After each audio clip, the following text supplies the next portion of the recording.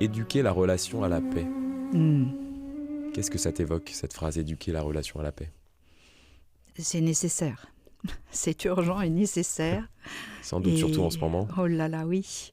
Et vu le contexte et tout ce qui se révèle, en même temps, ça se révèle. C'est clair que ce qui se révèle, au moins, se voit et on peut agir en conséquence si on ne réagit pas et si on ne le subit pas. Voilà. Donc d'où aussi, si je fais le lien entre Ouais, bien agir sûr.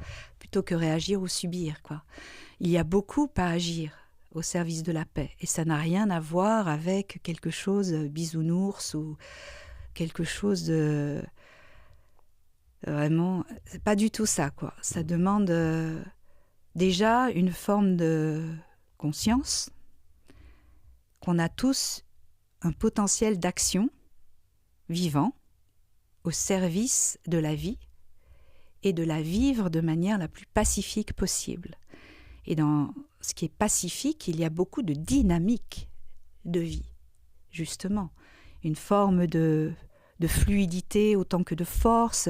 Il y a la potentialisation des contraires dans tout ce qui est vivant, ce qu'on appelle aussi la non-prédominance, tout ce qui se potentialise.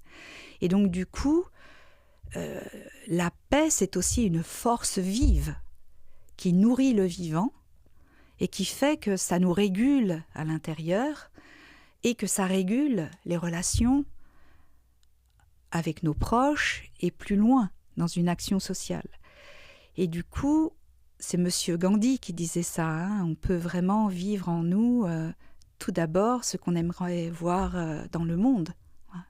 Donc moi, c'est ce que j'essaie à ma mesure, un peu comme disait Monsieur Pierre Rabhi, l'opération Colibri, de faire ma part.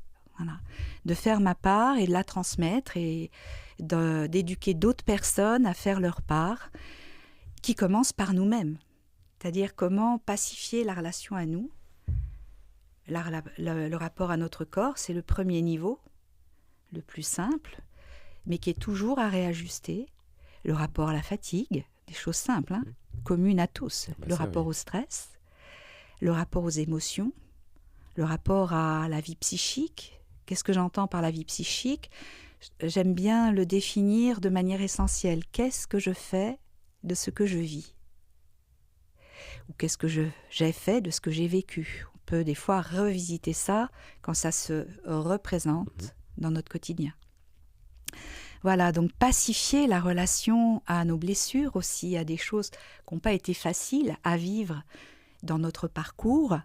Oser déjà le repérer, l'accueillir, le regarder simplement sans le juger, sans le projeter, sans broder dessus, pouvoir justement le gérer, l'exprimer de manière douce. Et la douceur, ça peut être une douceur tendre ou ferme, proportionnelle à la difficulté vécue, ressentie. Puis, glisser dans une forme de résolution, tout ça, ça s'accompagne, hein, bien sûr.